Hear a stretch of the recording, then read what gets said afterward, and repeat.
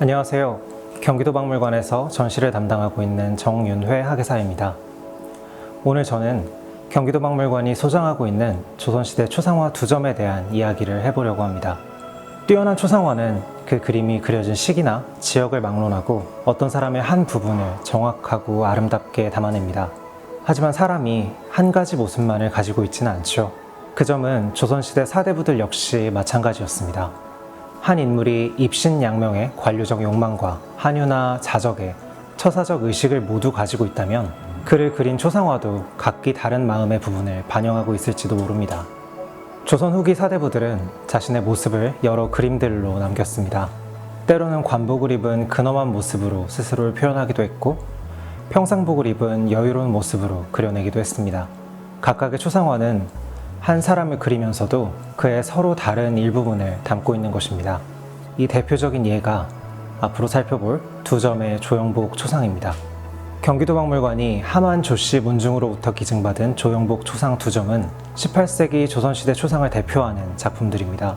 2점의 초상화 중 한 점은 조영복의 아우이자 영조시대의 대표적인 선비화가였던 조영석이 그린 것입니다. 다른 한 점의 초상은 같은 시대 왕의 초상을 그릴 정도로 명망이 높았던 화원 진제해가 그렸습니다. 조영복이라는 한 인물을 당대 가장 명망 높은 선비화가와 뛰어난 솜씨로 이름을 날리던 도화서 화원이 각각 그려낸 것입니다. 두 사람이 그려낸 조영복 초상은 모두 보물로 지정되어 있습니다. 2점의 작품 모두 매우 뛰어난 솜씨를 보여주고 있기 때문입니다. 당대 대표적인 화가 두 사람이 조영복이라는 인물을 어떻게 그려냈는지, 또 그들은 인물의 어떤 모습을 담아내려 노력했는지 비교하며 살펴볼 수 있는 좋은 자료라고 할 수 있습니다. 이지당 조영복은 쑥조대부터 영조대 이르기까지 관직을 맡았던 문신입니다. 경상도 관찰사와 개성 유수 등의 관직을 역임했고 45살 때에는 동지부사로 청나라의 연경에 다녀오기도 했습니다. 57에 세상을 떠나기 전까지 그는 관료로 일하며 이름을 날렸습니다. 이지당이라는 조영복의 호는 만족할 줄 알면 위험하지 않고 멈출 줄 알면 위태롭지 않다는 문구에서 따온 것입니다. 당쟁이 한참이던 조정의 중심에서 일했던 조영복의 마음가짐을 보여주는 것 같기도 합니다. 조영복은 신임사화 때 노론의 핵심 인물 중 하나로 지목돼서 1723년부터 1725년까지 선산과 영춘에서 귀양살이를 합니다. 그러자 동생 조영석은 관직을 버리고 은거한 후에 1724년에 유배 중인 형 조영복을 찾아가 만납니다. 그리고 관직을 떠나 은거하고 있는 형의 모습을 그림으로 담기 시작합니다. 조영복이 54살 때의 일입니다. 그리고 한 해가 지나서야 그 그림을 완성하는데요. 이 작품이 첫 번째 조영복 초상입니다. 조영석은 형의 모습을 매우 사실적이고 정확하게 그렸습니다. 그러면서도 정형화된 초상들과는 다른 방식으로 조영복의 모습을 담았습니다.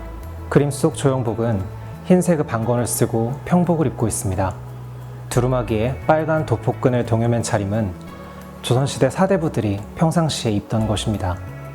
조영복의 얼굴은 왼편이 조금 더 드러나지만 신체는 거의 정면을 향하고 있습니다. 의복은 매우 유려한 선으로 그려졌고 붉은 띠, 허리 앞에 놓인 부채 등은 단조로워 보일 수 있는 화면에 변화를 줍니다. 무릎 위에 얹은 양손이 드러난 부분은 이 초상의 가장 특징적인 점입니다. 조선시대 초상화는 대개 손을 그리지 않습니다. 하지만 조영석은 형의 초상을 그리며 이런 관습에서 과감히 벗어났습니다. 손을 그려냄으로써 그림 속 인물은 조금 더 자연스럽고 더욱 인간적인 분위기를 풍기게 됩니다. 이 작품은 이미 당대에도 뛰어난 초상화로 널리 알려졌습니다. 영조 역시 이 작품을 직접 본 일이 있는데 그 뛰어난 솜씨를 보고 조영석을 어진 제작에 참여하도록 지시하기도 했습니다. 조영복은 1725년 귀양에서 벗어나 다시 관직에 오릅니다. 그리고 같은 해 당대 제일 가는 초상화가 진제해에게 자신의 초상을 한 점 더 그리게 합니다. 이 작품이 두 번째 조영복 초상입니다. 진제해는 왕의 초상화를 그리는 화원으로 당대 이미 널리 알려졌던 인물이었습니다. 그가 그린 조영복 초상 역시 뛰어난 솜씨를 보여줍니다. 그림 전반에 매우 고르게 색을 사용했고 표현은 사실적이면서도 인물의 기품을 잘 담아냅니다. 진제해의 조영복 초상은 전형적인 조선시대 공신도상과 유사한 형식으로 그려졌습니다. 그림 속에서 조영복은 마치 본인이 관직에 다시 올랐음을 보여주려는 것처럼 머리에 오사모를 쓰고 분홍빛 시복을 입고 있습니다. 양손은 소매 속에 단정하게 감췄고 호랑이 가죽이 깔린 의자에 차분하게 앉은 모습입니다. 진재에는 분명한 윤곽선을 사용해 조영복의 얼굴을 그렸습니다. 굳게 담은 가는 입술과 짧은 수염, 아래로 약간 내려온 눈꺼풀과 넓은 턱선의 표현은 조영석의 그림에 나타난 모습과도 거의 유사합니다. 하지만 정적이고 고든 자세와 관복이 주는 권위는 조영석의 그림에서는 찾아보기 어려운 부분입니다. 조영석의 그림 속 조영복에게는 유학자로서의 면모가 강하게 드러납니다. 조영석이 관직에서 벗어난 은거인으로 조영복을 생생하고 실감있게 담아냈다면 진재의 그림 속 조영복은 입신양명한 한 사람의 관료로 그려졌습니다. 조영석이 문인화가의 입장에서 형의 학자적 면모를 면밀하게 담아낸 반면 진재에는 귀향에서 벗어나 다시 관직에 오른 사대부 관료의 풍모를 정형화된 양식에 맞춰 그려냈다고 볼 수 있겠습니다. 두점의 조영복 초상은 2022년 2월까지 이어지는 경기도박물관 초상화 계획전 열의 7에서 만나보실 수 있습니다. 감사합니다.